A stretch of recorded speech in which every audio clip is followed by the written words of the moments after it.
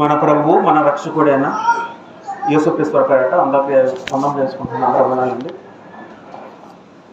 దేవుని యొక్క మహాకృపను బట్టి మనం తిరిగి కలుసుకుని ఉన్నాం. అందుబట్టి మనం దేవునికి నిరంతరం స్తుతులు చెల్లించబడలేమన్నాం. ఏదైనా మనం బ్రతికున్నామంటే అది దేవుడు మనకు అనుగ్రహించిన ఆయన గొప్ప కృప అని మనం భావించుకోవాలి. పిల్లలు మనం పాఠంలోకి వెళ్ళిపోతాం. మనం ప్రకటన గ్రంథం నేర్చుకుంటున్నాం. ప్రకటన గ్రంథము గత వారం ఎంతవరకు నేర్చుకున్న ఐడియా ఉందండి? ఆరాధ్యంలో 6వ ముద్ర విప్పినప్పుడు దీనికి సంగతులు ఆలోచించాం. అంటే ప్రకటన గ్రంథము ఆరాధ్యంలో 12వ వచనం నుంచి 15 వరకు నేర్చుకున్నాం. దాంట్లో మెయిన్ ప్రధానంగా కాన్సెప్ట్ ఏంటంటే గొర్రెపిల్ల ఉగ్రత అనే పదం ఉంది ఆ కింద వచనంలో. దాని గురించి మనం ఆలోచించాం. ఒకసారి 17 చదువుకుందాం. ప్రకటన గ్రంథంలో 6:17 చదువుకుంటే, భూరాజులను, గనులను, సహస్రాధిపతులను, ధనికులను, బలిష్ఠులను, ప్రతి దాసులను, ప్రతి స్వతంత్రులను, కొండ గుహలలోను బండ సందులను దాగుకొని సింహాసనుడి ఉన్న వాని యొక్కయు గొర్రెపిల్ల వాని యొక్కయు ఉగ్రత మహాదినము వచ్చెను, దానికి తాళజాలిన వాడెవడు? మీరు మా మీద పడి ఆయన సన్నిధికిని గొర్రెపిల్ల ఉగ్రతకును మమ్మల్ని మరుగ చేయడని పర్వతములతోనూ బండలతోనూ చెప్పుతున్నారు. ఇక్కడ 15-16 కలిపి ఉంటాయి. 15-16 వచనాల్లో భూరాజులు, గనులను, సహస్రాధిపతులుగా ఒక 7 తరగతులు ఉంటాయి. భూరాజులు అంటే పరిపాలించే అధికారులు, గనులు అంటే సమాజంలో పలుపులు ఉన్నవారు, సహస్రాధిపతులు అంటే సహస్రం అంటే 1000 మంది సైనికుల పైన అధికారం కలిగిన వారు, ధనికులు డబ్బు కలిగిన వారు, బలిష్ఠులు వాళ్ళు కూడా యుద్ధం కావాల్సిన వ్యక్తి, ప్రతి దాసుడు, ప్రతి స్వతంత్రుడు. అంటే దీని అర్థం ఏంటంటే భూమి మీద ఉన్న ప్రతి మానవుడు ఏ ఒక్కడు కూడా తప్పిపోకుండా ప్రతి ఒక్కరు కూడా ఖచ్చితంగా దేవుని ఉగ్రతకు ప్రతి ఒక్కరు కూడా లిస్టులోకి వస్తారని గ్రంథం చెప్పడం జరుగుతుందా. అంటే ఏ ఒక్కరు కూడా దేవుని ఉగ్రత నుండి తప్పించుకోలేడు. మరి దేవుని ఉగ్రతను తప్పించుకోవాలంటే ఆ వ్యక్తి ఏం చేయాలండి? భూమి మీద ఉన్నప్పుడు ఏం చేయలేడు. భూమి మీద ఉన్నప్పుడు యేసుక్రీస్తు వారిని నమ్ముకోవాలి, ఆయన నమ్మి బాప్తిస్మం పొందాలి, ఆయన చెప్పిన ఆజ్ఞలు పాటించాలి, మరణం వరకు నమ్మకంగా జీవించాలి. ఎవరైతే ఇవి ఫాలో అవుతారో వాళ్ళు మటుకు దేవుని ఉగ్రత నుండి తప్పించుకుంటారు. ఎవరైతే సువార్తకు విధేయత చూపడో, ఎవరైతే క్రీస్తుని అంగీకరించడో వీళ్ళందరూ కూడా దేవుని ఉగ్రతకు గురవుతారని గ్రంథం చెప్తున్నారు. మహాదేవుడు దేవుడు కోపడితే ఎవరైతే కనిపరిస్తుంది. దేవుని కోపం ఎంత ఉంటుంది అంటే, దేవునికి కోపం వస్తే ఎంతసేపు ఉంటుంది, ఎంతవరకు ఉంటుంది? ఆయన ఒక అర నిమిషం కోపానికి చాలు, ఎక్కువ అవసరం లేదు, 1 సెకండ్ చాలు. ఆయన సెకండ్ కోపానికే భూమి బద్దలు అయిపోతుంది, భూమి నాశనం అయిపోద్ది. దేవుడు ప్రేమ స్వరూపం అని తెలుసు. అదేవిధంగా దేవుడు కోపగించుకుంటాడు. దేవుడు ఉగ్రత కూడా చూపిస్తారని గ్రంథం సెలవిస్తుంది. ఎందుకంటే ఆ కోపగించుకున్న ప్రధాన కారణము మన యొక్క అవిధేయత. మనకు అది మనం ఆలోచించాం. దేవుని ఉగ్రత ఎందుకు వస్తుందంటే మనుషులు దేవుని మీద చూపించిన మనిషి యొక్క అవిధేయత వల్ల దేవుడికి కోపం వస్తుందండి. ఎందుకంటే దేవుడు మనుషులు సృష్టించింది తన గురించే. దేవుడు మనిషి సృష్టించింది ఎందుకంటే దేవుని సంకల్పం ఎరగడానికి. ఏంట సంకల్పం? ఆ సంకల్పం భాగం ఏంటంటే మనందరం కూడా యేసుక్రీస్తు వారిలాగా, కుమారులుగా, ఆయనలాగా పరిశుద్ధంగా జీవించాలనేది దేవుని సంకల్పం. మనం ఆల్రెడీ నేర్చుకున్నాం సంకల్పం గురించి. ప్రతిదీ కూడా సంకల్పం మీదే బేస్ ఉంటుందండి. సమస్తం కూడా దేవుని సంకల్పం ఏంటంటే యేసుక్రీస్తు ద్వారా కుమారులుగా రావాలని దేవుని సంకల్పం. యేసుక్రీస్తు లాగా పరిశుద్ధంగా జీవించడం దేవుని సంకల్పం.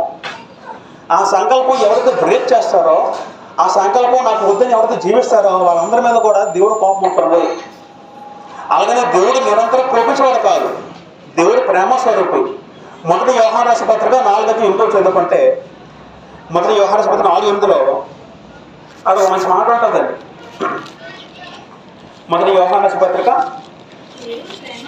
దేవుడు ప్రేమ స్వరూపి.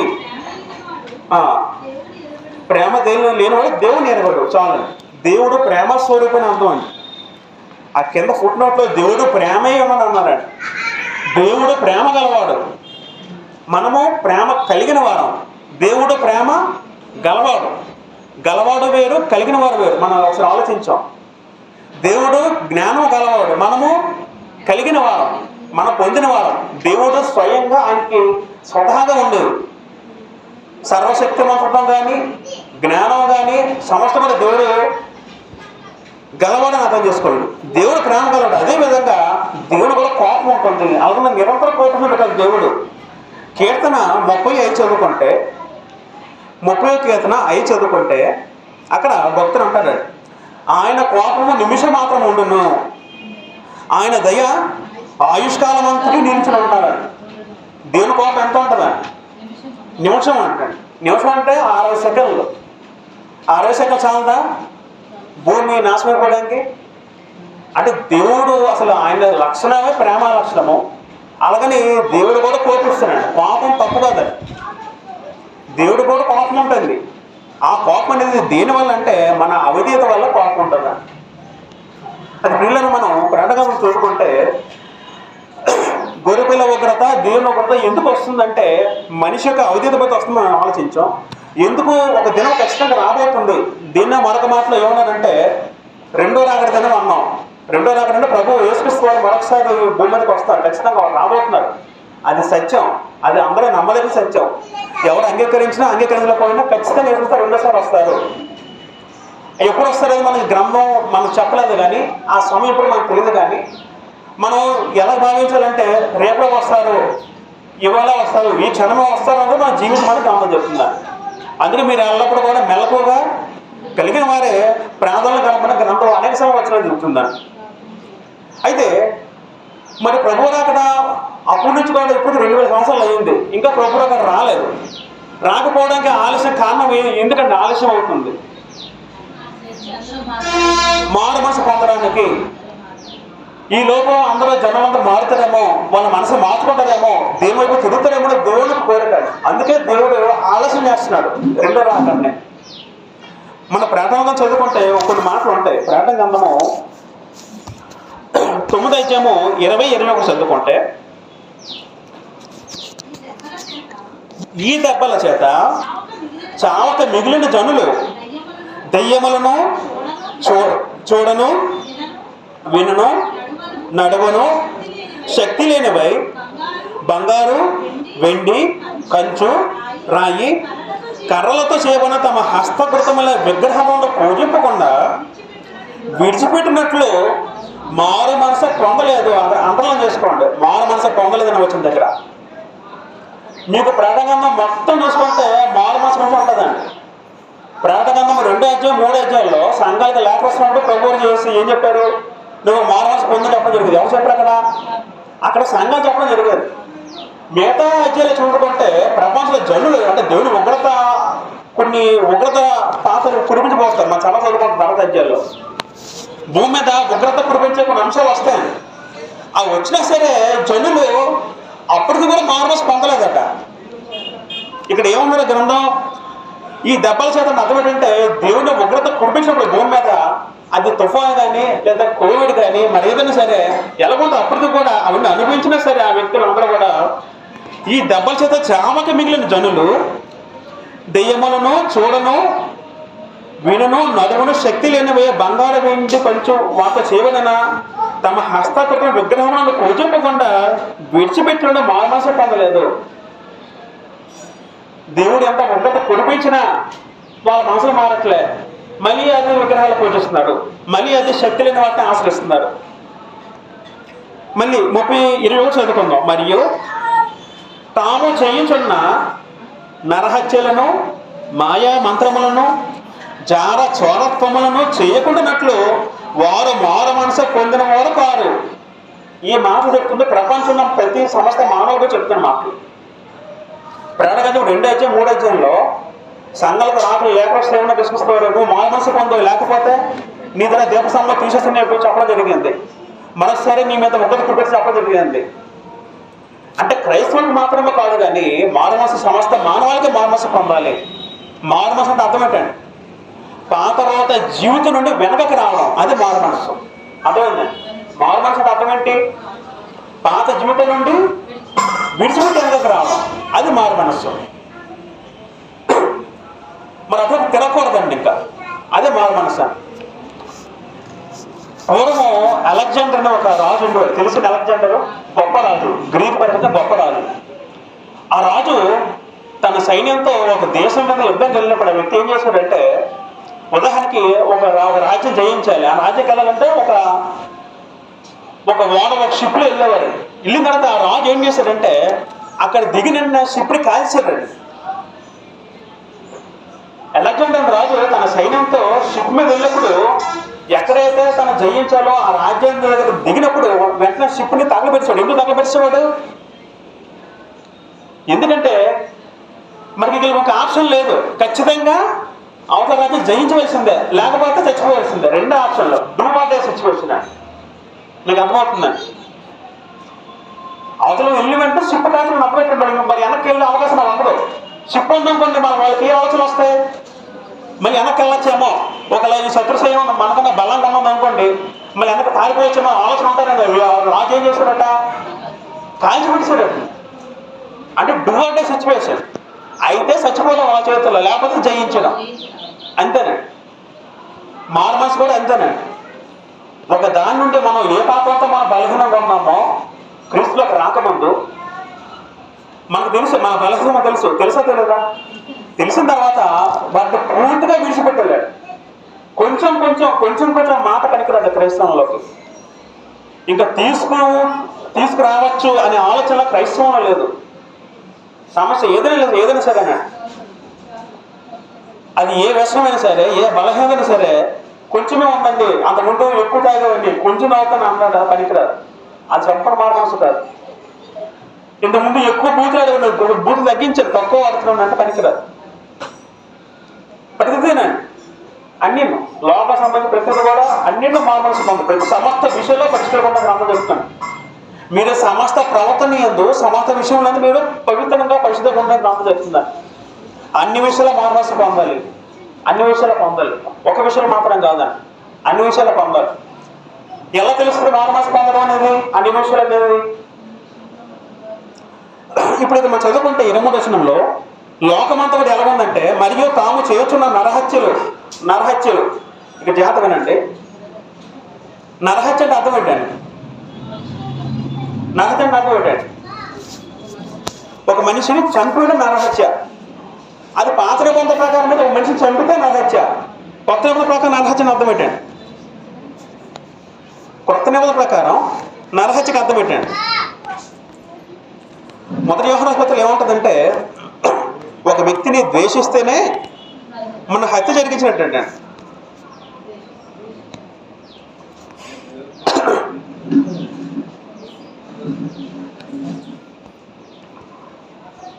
మనకి మొదటి యోహాను పత్రికలో మొత్తం ఇదే మాట ఉంటుందండి. ప్రేమ గురించి ఉంటూ అక్కడ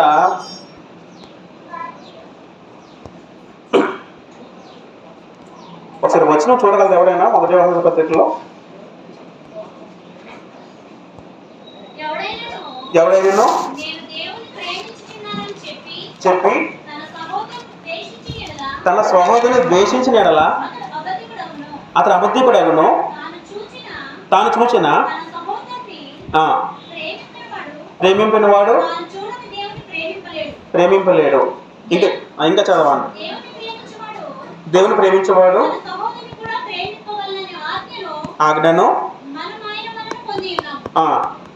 ఇక మనం చదువుకుంటే మొదటి యోహాను పత్రికలో ఏముంటుందంటే, ఎవరైతే సహోదరుని ద్వేషిస్తాడో ఆ వ్యక్తి హత్య చేసినట్టు గ్రంథం చెప్తుందండి. మీరు చదువుకుంటే ప్రతి మొత్తం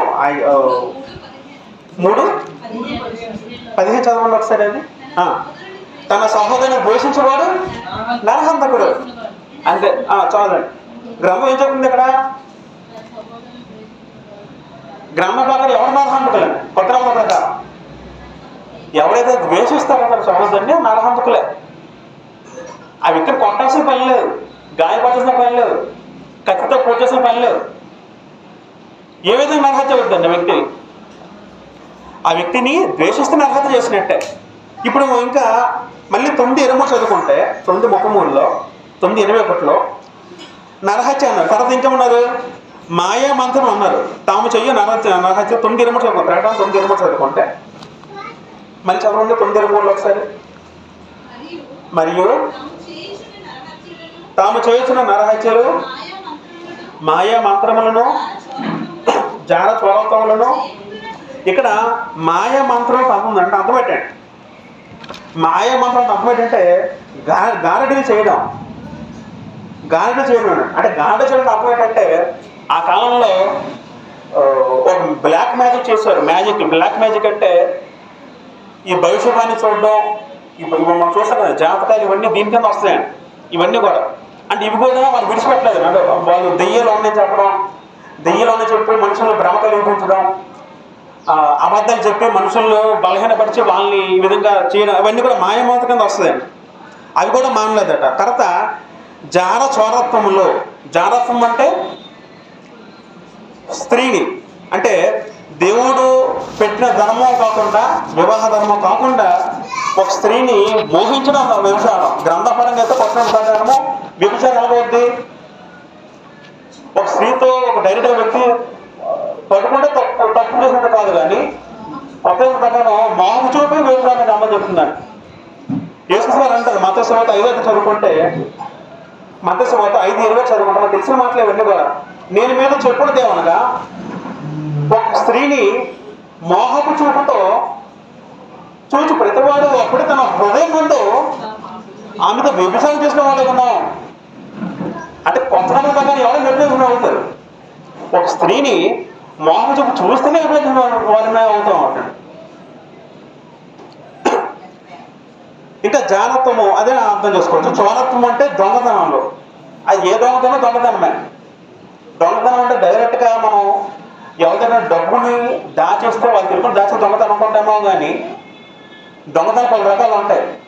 ఉదాహరణకి దేవుడికి ఇవ్వబడిన కానుకలు మనం ఇవ్వకుండా ఉన్నాం అనుకోండి, అదే దొంగతనమే. మనం ఆఫీస్కి సరైన టైంకి వెళ్ళకుండా నెగ్లెన్స్ ఉండడం, అదే దొంగతనం. టైం దొంగతనం, అది సమయం దొంగతనం. ఎవరికైనా తెలియకుండా చేసిన ఏ పని దొంగతనమే. అది దొంగతనం పలు రకాలు ఉంటాయి. అంటే చోరత్వమును చేయకున్నట్లు వారు మారు మనసు పొందిన వారు కాదు. అంటే ప్రపంచమంతా కూడా ఇలాగ ఉన్నారని గ్రంథం చెప్తున్నా. వాళ్ళందరూ జాగ్రత్తలో ఉన్నారు, విభచారంలో ఉన్నారు, నరహత్యలు జరిగిస్తున్నారు. అంటే దేవుని ఉగ్రత పాత్రలు ఫ్యూచర్లో వస్తాయి, భవిష్యత్తులో వస్తాయి, ఉగ్రతలు వస్తాయి. ఇంకా కరోనా ఒక చిన్న శాంపుల్. ఇది ఆరంభం. మన బ్రతుకుంటే మన జీవితంలో మనకు రాకుండా అదృష్టవంతులం. ఇది ఇంకా శాంపుల్. భవిష్యత్తులో ఇంకా చాలా రకాల ఉగ్రతలు వస్తాయి. గ్రంథం చెప్తుంది కూడా. కరోనా చెప్పే సిచ్యువేషన్ ఎలా ఉందండి? చాలా మంది అందరు భయంతో ఉన్నారండి. అవునా కదా? మేము శ్రీకాకుళం ఉన్నప్పుడు అక్కడ ఒక ఇంట్లో ఉన్నాము మేము. అక్కడ శవాలు రోజు చనిపోతారండి జనాలు. శవాలు ఊడ్చిపెట్టడం కలియలేక అక్కడ ఒక నదిలో పెడిసిపోయారు. ఇంకోసారి పెంటలో కాల్చేవారు. అంత భయంకరమైన సిచ్యువేషన్ అయితే ఆ టైంలో జనాలు ఎలా ఉన్నారు? చాలా భయంతో ఉన్నారు. ఉన్నారు కదా? నిజంగా ఆ విధంగా అప్పుడైనా మామూలు వచ్చినా బాగున్నాం. కరోనా తగ్గిపోయింది. తర్వాత ఏమైంది? మళ్ళీ మామూలే. మళ్ళీ యథావిధంగా వాళ్ళు కొనసాగిస్తారు జీవితం. అది మారు మనసు కాదు. మారు మనసు అర్థం ఏంటంటే, ఒకసారి వాళ్ళ మనసులో తీర్మానం చేసుకుంటే ఇంకా దాన్ని ఫిక్స్ అయిపోవాలి, కమిట్ అయిపోవాలి. అదే మారు మనసు. మరి వెనకటి తిరగకూడదు. అది పిల్లల ఈ ఉగ్రతలు ఎందుకు వస్తున్నాయంటే, ఎందుకు దేవుడు తన కుమారుని రాకుండా ఆలస్యం చేస్తాడంటే, మనుషులంతా కూడా మారుమనసు పొందాలి. మారుమనసు పొందడానికి దేవుడు రెండు రాకుండా ఆలస్యం చేస్తున్నాడు. రెండే ఆప్షన్లు అండి. ప్రతి మనిషికి రెండే ఆప్షన్లు. ఏ వ్యక్తి అయినా సరే ఏంటి రెండు ఆప్షన్లు? మారుమనసు పొందడం లేక నశించిపోవడం. రెండే ఆప్షన్లు అండి. మారుమనసు పొందడం, నశించిపోవడం. ఈ రెండింటిలో మనమే ఎన్నిక చేసుకోవాలి ఏది కావాలనేది. ప్రతి ఒక్కరికి రెండే ఆప్షన్లు, రెండే చాయిస్. మన ఆప్షన్లు 3 ఆప్షన్లు లేదండి, రెండే ఆప్షన్లు అండి. మొదటిది ఏంటి? మారుమనసు పొందడం, సంపూర్ణ మారుమనసు పొందడం. సంఘ సంబంధం కాదు. రెండో ఆప్షన్ ఏంటంటే నశించిపోవడం. నాకు మాయ మనసు వద్దని అనుకోండి, నాకు నరకకాలం అనుకున్నట్టే డిసైడ్ చేసుకున్నట్టే. మనుషులు అందుకే రెండు ఆప్షన్లు, అది మన చేతిలో ఉంది. ఏది చూస్ చేసుకుంటావో నీ ఇష్టం. దేవుడు ప్రతి ఒక్క మనసుల్ని దేవుడు చిటికేస్తే మనలో మామూలు వచ్చేస్తుంది. కానీ దేవుడు అలా ఎప్పుడు చేయడు, అవునా కాదని. దేవుడు మనందరికీ కూడా మన సొంతంగా మనం ఎన్నుకున్న మనసు ఇచ్చాడు తప్ప ఒక రోబోటిక్ మనసు మనకు ఎవరికి ఇవ్వలేదని. ఇప్పుడు మన చిన్న బొమ్మలు ఉంటాయి, రోబో బొమ్మలు ఉంటాయి, మనకు తీయేస్తే తిరుగుతాయి, లేకపోతే తిరగదు. దేవుడు మనం తయారు చేయలేదని. మనందరికీ మనసు ఉంది, మనందరికీ హృదయం ఉంది. ఈ హృదయ మనసు నువ్వు ఎలా చెప్తే అలాగే నడుస్తాయి, అవునా కదా. నీ మనసు దేవుని తిప్పుకొని మారుమనసు పొందితే నేను పరలోకం. నేను మారుమనసు పొందను, నాకు అవసరం లేదు, నేను హ్యాపీగా ఉంటాను, నా నచ్చినట్టు జీవిస్తాను, నా లోకంలో నేను నచ్చినట్టు ఉంటాను, నేను నచ్చినట్టు చూస్తాను, నేను నచ్చినట్టు జరిగిస్తాను. నేను ఎవరి మాట విన్నాను అనుకోండి, ఆ వ్యక్తి ఇండియట్గా నాకు నా పరలోకం నాకు వద్దు, నాకు నరకం కావాలని ఇండియట్గా చెప్తాడు నాతో. కాబట్టి ప్రభు రాకడ ఎందుకు ఆలస్యం అవుతుందని పేరా మారుమనసు పొందాలని దేవుని కోరిక. మన ఇండియా పాపాలు చేస్తే దేవుడు సహిస్తున్నాడు, ఊరుకుంటున్నాడు. కానీ ఎవడైనా మారుమనసు పొంది దేవుని వైపు తిరిగితే దేవుడు ఎంతో కనిగా చూపుతాడండి. ఆ వ్యక్తి ఏ పాపం చేసినా సరే దేవుడి దగ్గరకు వచ్చి కన్నీళ్ళు విడిచి, నాయన నేను తప్పులో ఉన్నాను, దయచేసి నన్ను పాపం క్షమించిన ఒక్కను మనస్ఫూర్తిగా కన్నీళ్ళు విడిచి ఆయన మొక్కుకుంటే ఖచ్చితంగా దేవుడు పాపం క్షమిస్తాడు. అంతేకాకుండా నిన్ను పరలోకం తీసుకెళ్తాడండి. గ్రంథం చెప్తుందండి ఆ మాట్లాడి వాడు. మన ఇప్పుడు ప్రాటాంగంలో 7వ అధ్యాయం వెళ్ళిపోదాం అండి. 7వ అధ్యాయంలో కొన్ని మాటలు ఆలోచిద్దాం మనం. 7వ అధ్యాయం దయచేసి ఎవరొక చదవండి, మొదటి వచనం నుంచి. అటు తర్వాత భూమి యొక్క 4 దిక్కులలో నలుగురు దేవుడు నిల్చోండి,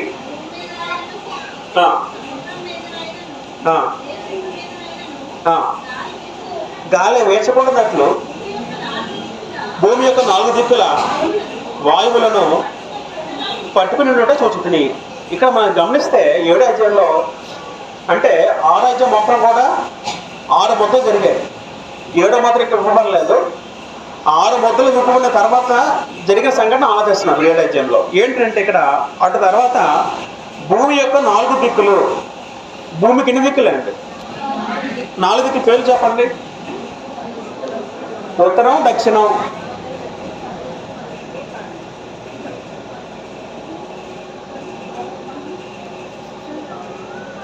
తూర్పు, పడమర, ఉత్తరం, దక్షిణం మనకు తెలిసినవే. ఇక్కడ మన జాగ్రత్త గమనిస్తే పిల్లలు, ఇక్కడ భూమి యొక్క 4 దిక్కులలో నలుగురు దేవదూతలు. ఇది భూమి అనుకుంటే ఈ భూమి 4 దిశలు ఉంటే ఎక్కడో దేవదూత, ఎక్కడో దేవదూత, ఎక్కడో దేవదూత, ఎక్కడో దేవదూత అంటే అర్థం ఏంటి? ఇంకెవరో తప్పించుకోలేదా భూమి మీద నుంచి? ఇంకెవరో తప్పించుకోలేడు, ఏ మనిషి కూడా తప్పించుకోలేడు. వాడు ఇటు వెళ్తే ఈ దేవత పట్టుకుంటాడు, ఇటు వెళ్తే ఈయన పట్టుకుంటాడు, రాకెట్ మీద దగ్గర పోయినా ఈయన పట్టుకుంటాడు. ఇంకెవడో దాటి వెళ్ళడం లేదు భూమి మీద. ఈ దేవతలందరూ ఏం చేస్తారంటే, దేవతలు అంటే ఎవరండి? దేవదూతలు అంటే దేవుని సేవకులు. దేవదూతలు ఎవరండి అంటే దేవుడు ఏం చెప్తే పని చేస్తాడు. ఏ స్వామి ఏం చెప్తున్నా పని చేస్తాడు దేవదూత. తండ్రి దేవుడు ఏ పని చేసినా పని చేస్తాడు. హెబ్రీ పత్రిక 1వ అధ్యాయంలో మాట ఉంటుందండి. హెబ్రీ పత్రిక 1వ అధ్యాయం చూస్తే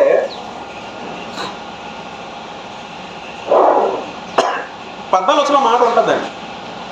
వీరందరూ రక్షణ అయిన స్వాస్థ్యము పొందబో వారికి పరిచారము చేయుటకి పంపబడిన సేవకులైన ఆత్మల కాడ వచనం ఉంటుందండి. అంటే దేవదూతలు ఎవరంటే సేవకులు, దేవుని సేవకులు, దేవుని ఆజ్ఞను పాటించేవారు దేవదూతలు.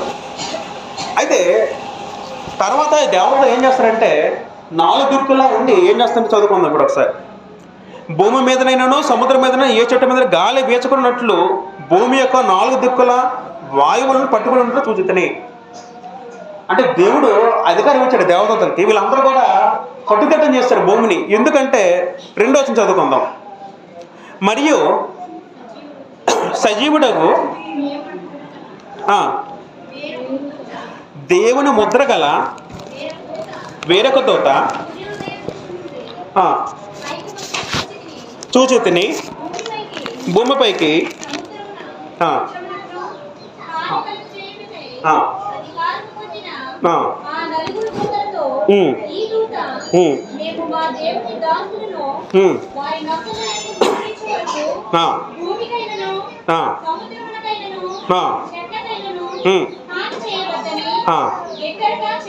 బిగ్గరగా చెప్పాను. అయితే పిల్లలు మనం చదువుకుంటే ఇక్కడ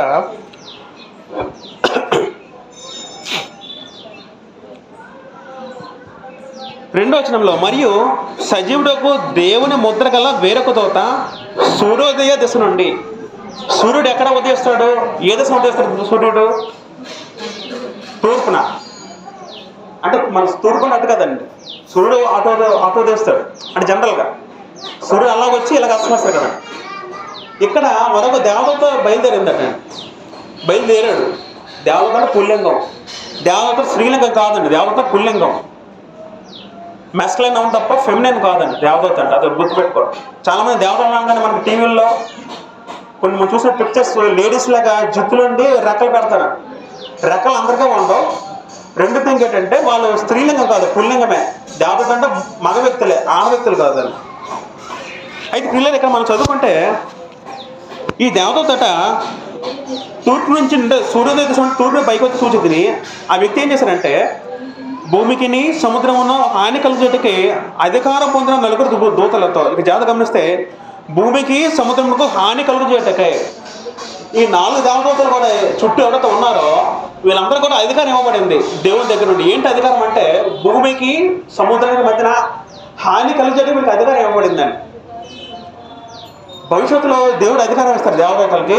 వాళ్ళందరూ కూడా భూమి చుట్టూ నించడం వాళ్ళ ప్రయత్నం వాళ్ళు జరిగిస్తారు. ఈలోపు ఏమో మరొక దేవదూత కొండ సూర్యోదయం తూర్పు దిశ నుండి బయలుదేరే వ్యక్తి ఏం చేస్తాడంటే 3వ వచనం చదువుకుందాం. 3వ జాగ్రత్త గమనిస్తే ఈ దూత మేము మా దేవుని దాసులను వారి నొసల యందు ముద్రించే వరకు భూమికైనను సముద్రకైనను చెట్లకైనను హాని చేయవద్దని బిగ్గరగా చెప్పాను.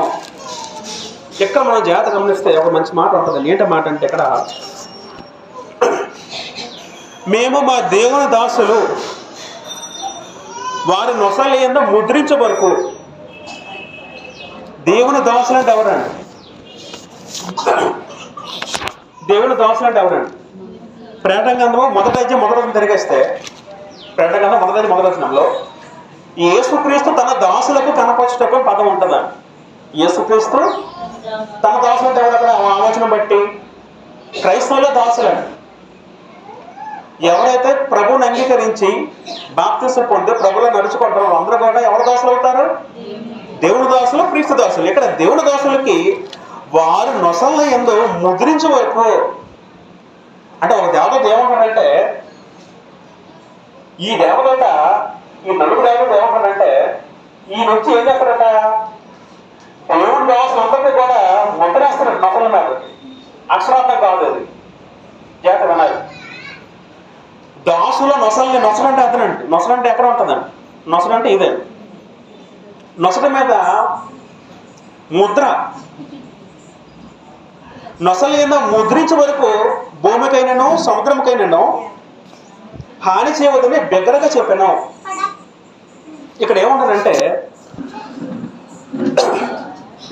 ఒక ముద్ర అనేది దేవుని దాసులు అంటే క్రైస్తవులకి ఒక ముద్ర వేయబడుతుంది. వాళ్ళకి మాత్రం మీరు హాని చేయొద్దు. ఆ ముద్ర ఎవరైతే వేయబడలేదో వాళ్ళందరికీ హాని చేయమని అక్కడ ఆ దూత చెప్పడం జరుగుతుందండి. ఇప్పుడు ముద్ర అనే పదము ఆలోచిద్దాం. ముద్ర అంటే అర్థం ఏంటండి? ముద్ర అంటే అర్థం ఏంటండి? సీల్ అంటే ముద్ర, అంతే కదండి. ఇప్పుడు నేను మా పోషన్స్ వర్క్ చేసినప్పుడు మాకు ఒక సీల్ ఉంటుందండి, మాకు స్టాంప్ ఉంటుందండి, డేట్ స్టాంప్. దాన్ని డేట్ స్టాంప్ అంటారండి. మాకు ఆర్టికల్స్ లెటర్స్ అని వచ్చిన వెంటనే దానికి స్టాంప్ వేస్తాం.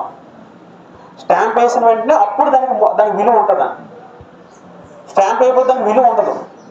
ఆ స్టాంప్ బట్టే మాకు బోర్డు నడుస్తూ ఉంటుంది. అంతేకాకుండా మేము హోల్సేల్ సంతకం పెట్టినప్పుడు మా సంతకం మా స్టాంప్ వేస్తాం.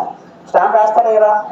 మా ఆఫీసులో కదా, ప్రతి ఆఫీసులో స్టాంప్ వేస్తారు, సీల్ వేస్తారు, స్టాంప్ వేస్తారు. దేని గుర్తు సీల్ అనేది? నేను చూశాను, నేను వెరిఫై చేశాను, ఆఫీస్ చెప్పడానికి సీల్ వేస్తాను. అవునా కదండి? ప్రతి మార్కెట్లో కూడా స్టాంప్ వేస్తారు. మార్కెట్ కూడా మన విక్రమార్కెట్ మనం ఇక్కడ వెళ్ళినప్పుడు వస్తువు కొన్న పాలు కూడా సీల్ వేస్తారు లాస్ట్లో, ఆయన చెక్ చేస్తారు. ఆ కాలంలో కూడా మనం వేస్తారు, అదే అదే సీల్ వేస్తారు.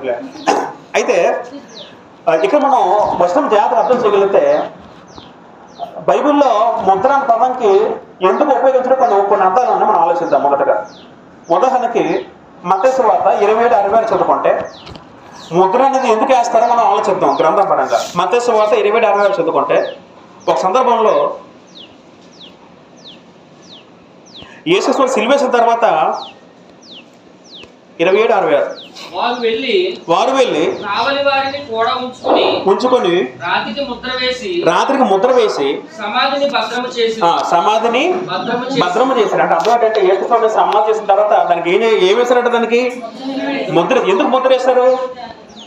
అక్కడ ముద్ర దేని గుర్తు అంటే భద్రంగా ఉంచడానికి, భద్రపరచడానికి, కాపాడడానికి గుర్తుగా ముద్ర చేశారు. అని మొదటగా ముద్ర పదం దేనికి అర్థం చేసుకోవాలంటే కాపుదల సూచించేస్తుంది. వినాలి జాగ్రత్తగా. అంటే భద్రంగా ఉంచడానికి ముద్ర పదం వాడబడిందని. రెండోది ఏంటంటే పరమగీతము 8:6 చదువుకుంటే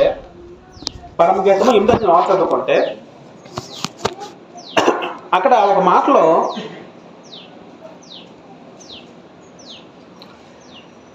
ప్రేమ మరణమంత బలమైనది,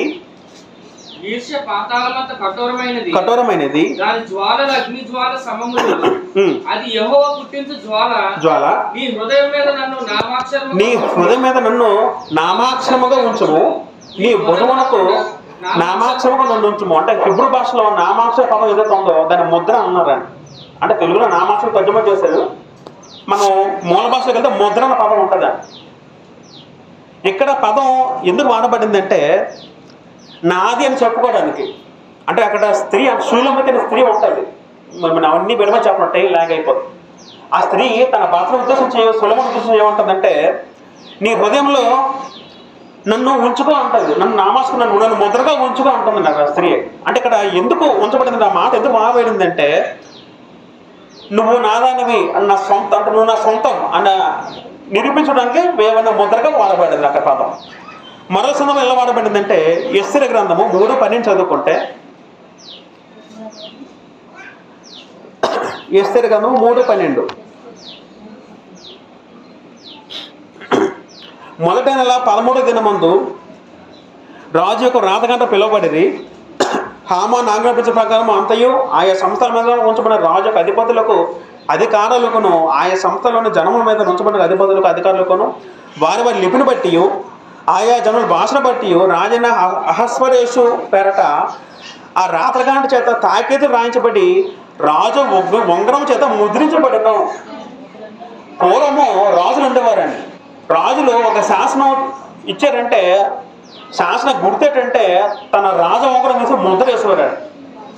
రాజు యొక్క రాజ ఉంగరంతో ఒక ముద్ర వేస్తే, ఆ సీల్ వేస్తే అది రాజు కూడా రద్దుపరచలేడండి, అంతా కఠినమైందండి. అంటే ఒక పాస్ చేస్తే ఒక వారెంట్, రాజు సీల్ వేస్తే ముద్ర అనేది ఇంకెవరు తీయడం లేదు, అది అంత సెక్యూరిటీగా ఉండేదండి. అంటే ఇక్కడ ఎలా వాడమంటే ముద్ర అనేది ఇక ఆలోచిస్తే ఇది రాజుగారు చెందింది, అసలైంది, ఇది ఒరిజినల్ అని నిరూపించడానికి ముద్రగా వాడబడిందండి. అంటే ఈ 3 సందర్భాల్లో ముద్ర వాడబడిందండి. మీకు పాయింట్ అర్థమవుతుంది ముద్ర పదం. మొదటగా ఏంటంటే భద్రంగా ఉంచడానికి ముద్రగా వాడబడింది. రెండోది ఏంటంటే ఇది నాది, నాకు చెందింది అని చెప్పడానికి ముద్ర అని పదం వాడబడింది. మూడోది ఇది ఒరిజినల్, నా నుంచి వచ్చింది అని చెప్పడానికి ముద్ర వాడబడిందండి. పాత నిబంధనలో ఇశ్రాయేలులో కూడా దేవుడు ఒక మాట చెప్పారండి. ద్వితీయోపదేశకాండము 6:6 చదివితే, అంటే పిల్లలు ఇవన్నీ కూడా అక్షరార్థం కాదు, మనకు కొన్ని మాటలు ఆలోచిద్దాం, చదివి చెప్తాను. ద్వితీయోపదేశకాండము మనకు తెలిసిన మాటే. 6:6 చదువుతాను 8వ వచనాల్లో, నేడు నేను నీకు ఆజ్ఞాపించే మాటలు నీ హృదయంలో ఉండవలెను, నీవు నీ కుమారులు వాటికి అభ్యసింపజేసి నీ ఇంట కూర్చుంటున్నప్పుడు, త్రోవ నడిచినప్పుడు, పండుకున్నప్పుడు, లేచినప్పుడు వాటి గురించి మాట్లాడవలెను, సూచనగా వాటిని నీ చేతిని కట్టుకోవలెను, అవి నీ కన్నుల నడుమ భాష కంటే అర్థం పెట్టండి. కన్నుల నడుమ అంటే ఇదేనండి, నొసట, నీ నుదుట భాషికం వల్ల ఉండవలను. ఇప్పుడు ఇది అక్షరార్థమా అలంకారం అండి? జాత వినాలి, ఇది అక్షరార్థమా అలంకారమా? మీరు జాత వింటే ఆలోచనలు ఏం చెప్పాడు దేవుడు అక్కడ? నేను నీకు ఆజ్ఞాపించిన మాటలు ఎక్కడ ఉండమని చెప్పాడు దేవుడు? హృదయం ఉండదు. హృదయం ఎక్కడ ఉంటుంది? హృదయం బయట కనబడుతుంది కదా. హృదయం బయట కనబడే అవయవం కాదు, హృదయం లోన్ ఉండేది. ఎవడో చూడలేదు, దేవుడు తప్ప ఎవడో చూడలేదు. మనిషి బోధమైన గుండె కాదండి, ఆత్మలో ఉండే హృదయం, అది వేరే. అంటే దేవుడు ఆ భాష ఎలా చెప్పారంటే 7వ మాటకు వస్తే 7వ మాటకి ఏమంటానంటే, నీ త్రోవ వెళ్ళినప్పుడు నీ కుమారుడికి ఆ దేవుని వాక్యం చెప్పు. నువ్వు ఇంట్లో ఉన్నప్పుడు బయటికి వెళ్ళినప్పుడు నీ కుమారులు నీ పిల్లలకి దేవుని వాక్యం అభ్యసించు, దేవుని వాక్యం నీ పిల్లలు చెప్పు. అలా చెప్తూ వాళ్ళకి అర్థమైన రీతిలో భౌతికంగా ఎలా చెప్పారంటే, నీ చేతి కట్టుకో అని చెప్పాడు. నీ చేతి కట్టుకో. మరొక మాటకి ఏంటంటూ 8వ వచనంలో నీ నుదురు మీద బాస్కంలో ఒక ఇలా తాయెత్తులకు కట్టుకో అని చెప్పాడు. అంటే అది అక్షరార్థం కాదు, అలంకారం. కానీ కొంతమంది యూదులు ఇప్పటికే కూడా అప్పుడు కూడా ఫాలో అయ్యారండి. ఎలాగంటే వాళ్ళు చేతికి కట్టుకునేవారండి. దేవుని వాక్యాన్ని చిన్నగా తయారు చేసి ఒక తాయెత్తులు కట్టుకునేవారండి చేతికి. ఇక్కడ కూడా కట్టుకుంటున్నాడు కొంతమంది బోధకులు కట్టుకుంటారండి, రబ్బీలు కట్టుకుంటారు ఇలాగా తల చుట్టూ చేతికి. కానీ దేవుడు చెప్పిన మాటలో అది కాదండి. అందుకే ముందు మాటలు ఏమన్నారు అక్కడ? హృదయం అన్నారండి. వాక్యం ఎక్కడ ఉండాలండి? హృదయంలో ఉండాలండి. చేతి కట్టుకుంటే సరిపోతుంది వాక్యం. హృదయంలో ఉంటే ఏం చేస్తుంది వాక్యం? హృదయంలో వాక్యం ఉంటే ఏం చేస్తుంది? మనిషిని వాక్యం నడిపిస్తుంది, మనసుని. ఒక వ్యక్తిలో హృదయంలో వాక్యం ఉంటే వ్యక్తిని నడిపిస్తుంది వాక్యం. వాక్యాన్ని చేతిలో కట్టుకుంటానో ఎక్కడ ఉంటున్నా పనికిరాదండి. బైబిల్ కూడా చాలా మంది తలకాయ పెట్టి పడుకుంటారా, ఇంట్లో ఎక్కడో ఒక దూరం మీద ఎక్కడ పెట్టుకుంటారా, ఎప్పుడో ఆలోచన మ్యాజిక్ చేస్తారేమో ఎక్కువ మంది. అవునా కాదా? గ్రంథం చదివితే మనకు అర్థమవుతుందా? మన తలకాయ ఆశీర్వాదమా? మనం పడుకున్నప్పుడు చాలా మంది తలకాయ పడుకుంటారు. తలకాయ పెట్టుకుంటే ఆశీర్వాదమా? ఇది వాక్యం మన హృదయంలో ఉండుకుంటే ఆశీర్వాదం. హృదయంలో ఉండాలండి. బైబిల్ తలకాయ పెట్టుకోవడానికి ఇది తలకాయ కాదండి, దేవుడు బైబిల్ అనేది. నేను తిరుగుతూ ఉంటాను, నాకు తెలిసిన మా రూపాయలు తలకాయ పెట్టుకోవడం తిరుగుతాను. ఎందుకు పెట్టుకుంటాను అన్న? దెయ్యం రాగా అంటారు. అసలు నువ్వు పెద్ద దెయ్యం అంటారు. నేను నిజం దెయ్యమా? బైబిల్ మనసులో రానివ్వదండి. బైబిల్ చదవడం క్రైస్తవులు కాదండి. నిజంగా నేను ఫ్యాక్ట్ చెప్తున్నా. ఎవరైనా సరే అన్న ఆదిన మాటకి బైబిల్ చదవకూడదు, రోజు బైబిల్ చదవాలండి. నేను గొప్పగా కాదండి, నేను రోజుల్లో నేను అంటానప్పుడు నేను 3-4 గంటలు స్టడీ చేస్తాను. నాకున్న టైంలో నేను ఆడిషన్ వస్తే ఒక్కొక్కసారి రాత్రి 7-8 అవుతాను. నాకున్న టైంలో నేను 3-4 గంటలు బైబిల్ స్టడీ చేస్తాను. అవసరం నాకు అవకాశం వరకు నేను బైబిల్ ముట్టుకోబట్టుకో నాకు ఒక వచనము నాకు గంట టైం పడుతుంది స్టడీ చేయడానికి. అంత జ్ఞానం బైబిల్ ఉండాలి. గ్రంథాన్ని అంటే అందరూ చదవాలి. అంటే పాస్టర్ చదువుకుంటారు ఆయన చెప్తే ఆయన చదువుకోవాలి అనుకోకూడదు. కొత్త ప్రకారం అందరూ యాజకులే. పాత నిబంధనలో లేవీలు యాజకులైతే కొత్త నిబంధనలో క్రైస్తవులందరూ యాజకులండి. రాజులైన యాజక సమూహం ఉన్నారండి పేతురు పత్రికలో. మీరు యాజకులు, నేను యాజకులు. ఇక్కడ ఎవరైనా బోధించవచ్చు, ఎవరైనా చెప్పచ్చు. అందరికీ వాక్య పరిజ్ఞానం ఉండాలి. స్త్రీ కాదు పురుషుడు కాదు, అందరికీ వాక్య జ్ఞానం ఉండాలి. అందరికీ అంత వాక్య జ్ఞానం ఉందా? చదువుతున్నారు బైబిల్, అసలు చదువుతున్నారు ఎక్కడైనా? ఎందుకు చదవట్లేదు? ఆసక్తి లేదండి, ఆసక్తి లేదండి. దేవుని వాక్యము మన హృదయంలో నింపుకోవాలి. దేవుని వాక్యాన్ని హృదయంలో మోసుకోవాలండి. హృదయంతో నింపలేదు దేవుని వాక్యాన్ని. అలా నింపితే తప్ప మనం అంత భక్తులు మనం ఉండలేం. ఎప్పుడైతే వాక్యం మన హృదయం లేదు అప్పుడు ఏమవుద్దండి? హృదయంలో అప్పుడు ఎవరు వస్తారు? అప్పుడు సాతాను వస్తాడు. సాతాను వస్తాడు. హృదయంలో వాక్యం ఉండాలి. వాక్యాలకు ఇంకేం వస్తాడు? సాతాను వస్తాడు. సాతాను ఆలోచనలు ఉంటాయి. వాక్యం ఉంటే వాక్యం ఆలోచనలు ఉంటాయి. హృదయంలో వాక్యం అనుకున్న వ్యక్తి ఎలా ఆలోచిస్తాడు? దేవుని పాటలు వింటాడు, దేవుని వాక్యం చూస్తాడు, దేవుని వాక్యం గ్రహిస్తాడు, దేవుని సంబంధంగా చూస్తాడు. అది దేవుని వాక్యం లేకపోతే వ్యక్తి ఏం చేస్తాడు? భూలోక ఆలోచనలు, సినిమాలు, సీరియళ్ళు, వెబ్ సిరీస్ ఇవన్నీ చూస్తాడు. మీకు అర్థమవుతుందా? కాబట్టి వాక్యం ఎక్కడ ఉంచుకోవాలండి? హృదయంలో ఉంచుకోవాలండి. అది పిల్లలు ఎక్కడ నొసల మీద అర్థం ఏంటంటే జనరల్గా నొసల భాగం అనేది తెలివికి మూలం అండి. తెలివికి మూలం, తెలివికి మూలస్థానం నొసటు. అంటే దేవుడు ఎందుకు మన పదం వాడాడంటే మన హృదయానికి మన మనసుకి కాపుదల ఉంటుంది. ఆయన ముద్ర వేసినంత అర్థం ఏంటంటే ఎవరైతే క్రైస్తవులు అవుతారో అప్పటికి క్రైస్తవులు పుట్టకూడదు కూడా పరిశుద్ధాత్మ ఉంటారండి. పరిశుద్ధాత్మ మనందరిలో హృదయంలో ఒక ముద్రగా ఉంటారండి. మనకు తెలిసిన మాటే. ఎఫెసీ పత్రిక 1:13 చదువుకుంటే, ఎఫెసీ పత్రిక 1:13 చదివితే పౌలు గారు అంటారు,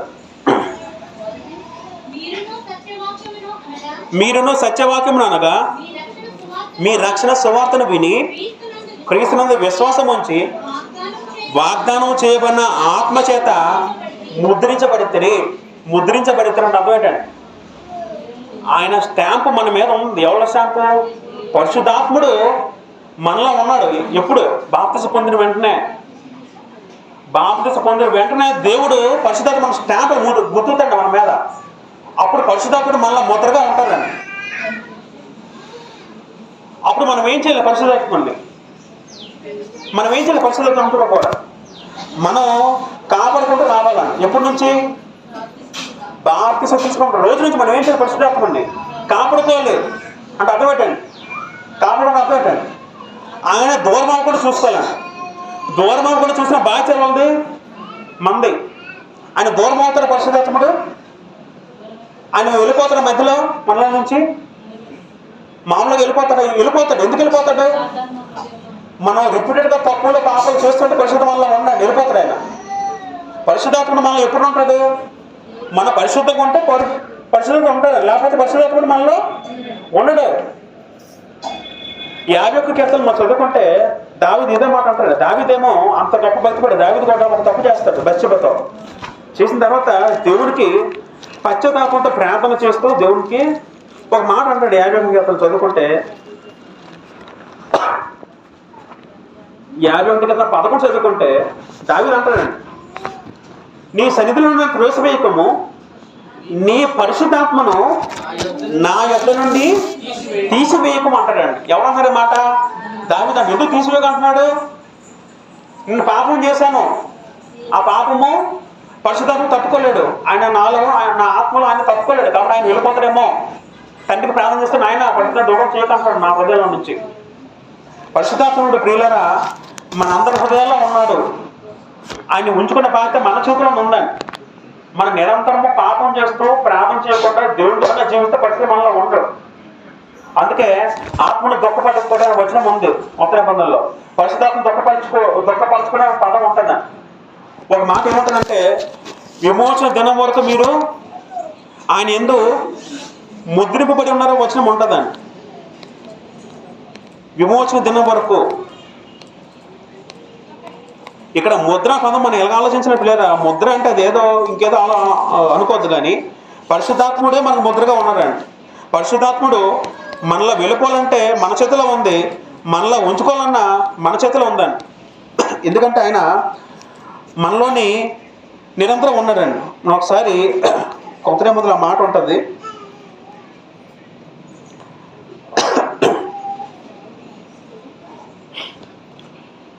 ఎప్పుడైతే మనం బాప్తిసం పొంది వెంటనే పరిశుద్ధం మనలోకి వస్తాడు. అప్పుడు పరిశుద్ధం మనలో ఉంటాడు. ఎప్పుడైతే మనం పాపం చేస్తామో ఆయన అక్కడి నుంచి మనం వెళ్ళిపోతాడండి.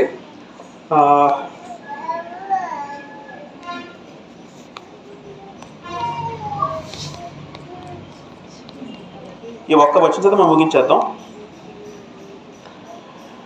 ఎఫెసీ పత్రిక 4:30 చదువుదాం. అది చదివి ముగించేద్దాం. మనం మిగతా బాగా మా వచ్చే వరకు నేర్చుకుందాం. ఎఫెసీ పత్రిక 4:30 చదువుకుంటే, దేవుని పరిశుద్ధాత్మను దుఃఖపరచుకుడి విమోచన దినం వరకు ఆయన యందు మీరు ముద్రింపబడి ఉన్నారు. జాతి వినాలి. ఇక్కడ 2 మాటలు ఉన్నాయి. ఇక్కడ పరిశుద్ధాత్మ దుఃఖపరచని చెప్తున్నాడు గ్రంథకర్త. ఎందుకంటే విమోచన దినం అంటే అర్థం ఏంటండి? చివరి వరకు, నువ్వు చనిపోయిన రోజు వరకు, లేదా 2వ వచనం వరకు కూడా ఆయన ఏం చేస్తారు? మనలో పాటు ఆయన ఎంత మీరు ముద్రింపబడి ఉన్నారు. ముద్రింపబడి ఉన్న అర్థం ఏంటండి? ఆయన మనలో ఉన్నాడు పరిశుద్ధాత్ముడు. పరిశుద్ధాత్ముడు లేకపోతే ఏమవుద్దండి? పరిశుద్ధాత్మ మనం వెళ్ళిపోయి ఉంటాం. మనం రిపీటెడ్గా పాపం చేస్తూ తప్పులు చేస్తూ ఆయన బాధ పెట్టి హింస పెట్టి మనం పంపిస్తాం కదా. మనల్ని పంపిస్తే ఏమవుద్దండి? అప్పుడు పరిశుద్ధ వెళ్ళిపోతాం. ఎంత మనలోకి ఎవరు వస్తారు? దెయ్యం వస్తుంది. దెయ్యం అంటే సాతాను వస్తారా? పరిశుద్ధాత్మ కూడా సాతాను రాదు. పరిశుద్ధాత్మ ఎవరు వస్తారు? సాతాను వస్తారా? అంటే ఇక మనం ఏం చదివంటే, ఈ దేవుడు ఏమంటారంటే, ఎవరైతే ముద్ర కలిగి ఉన్నారో వాళ్ళు మటుకు సేఫ్ సైడ్లో ఉంటారు. ఎవరికైతే ముద్ర లేదో వాళ్ళంతా కూడా ఉగ్రతలకు వెళ్ళిపోతారు. ఇప్పుడు మనందరం ముద్రకి వెళ్ళుకున్నామా లేవా అని మనం ప్రశ్నించుకోవాలి. అది మన జీవితం మనం ఆలోచించుకోవాలి. మనం ఎల్లప్పుడూ ప్రార్థన చేస్తూ పరిశుద్ధంగా గడుపుతూ దేవుని వాక్యం వింటూ చదువుతూ మనం పరిశుద్ధంగా జీవిస్తే మనలో పరిశుద్ధాత్మ ఉంటాడు. పరిశుద్ధంగా ఉన్నట్టు అటువంటి మనలో దేవుని ముద్ర ఉంది. ఎవరైతే దేవుని ముద్ర లేదో వాళ్ళంతా కూడా దేవుని ముద్ర లేని వ్యక్తులంతా కూడా దేవుని ముద్రలోకి వెళ్ళిపోతారు. కాబట్టి ఇప్పుడేం తెలియదా, మనం ఇంకా మనకి ఏమైనా బలహీనతలు ఉన్నాయనుకోండి, మనం మారు మనసు పొంది మనం దేవుని ప్రార్థన చేసి మన తప్పులు పాపాలు విడిచిపెట్టి మళ్ళీ జోలికి వెళ్ళకుండా పరిశుద్ధంగా ఎటు నుంచి జీవిస్తే పరిశుద్ధంగా మళ్ళా ఉంటాడు. విమోచన మనతో ఉంటాడు. తర్వాత అలా ఉన్నవారు అందరూ కూడా మనం ముద్రితమైన వ్యక్తులుగా ఉంటాం. అంటే ఉగ్రత మన మీదకి ఉండదు. పూర్వం ఇశ్రాయేలు కూడా ఐగుప్తులు ఉన్నప్పుడు ఆఖరి రోజు ఏమైందండి, ఎవరైతే మేకపిల్ల రక్తము వాళ్ళ ద్వారబంధం రాస్తారో అప్పుడు ఏమవుతుంది, సంహారక దూత వచ్చి వాళ్ళని చంపకుండా వెళ్ళిపోతూ ఉంటుంది. అక్కడ ఏమైంది, ఆ రక్తం ఏం చేసింది, వాళ్ళని కాపాడింది. ద్వారబంధం మీద రాసిన రక్తం మరక ఆనాడు ఇశ్రాయేలుని కాపాడినట్టు ఈ కాలంలో యేసుక్రీస్తు రక్తం మనల్ని కాపాడుతుంది. ఆ రక్తం వల్ల మన పరిశుద్ధాత్మ మనలో వస్తాడు. అయితే పరిశుద్ధాత్మ మనలో ఉన్నది మనం ప్రశ్నించుకోవాలి. మనం కూర్చుని ఆలోచించుకునే నా స్థితి ఎలా ఉంది, నా ఆత్మస్థితి ఎలా ఉంది, నేను మళ్ళీ పరిశుద్ధంగా ఉన్నానా లేదా పాపం పడిపోయినా మనం ప్రశ్నించుకుంటే మనకు తెలిసిపోదు. మళ్ళీ పరిశుద్ధం ఉన్నారు లేదా మన విషయం మనకు తెలిసిపోతారు. పరిశుద్ధాత్మ ఉంటే దేవుని ముద్ర మనం కలిగిన వారం, పరిశుద్ధత లేకపోతే దేవుని ముద్ర మనలో లేని వరకు ఉంటామని. రైట్, ఇప్పుడు మనం ఇంకా ప్రభు చేతుల మనం వచ్చే వారం మిగతా వారం ఆలోచిద్దాం. నాకు ఏ అవకాశం వచ్చినా మోసే గారికి సంఘానికి ఒకసారి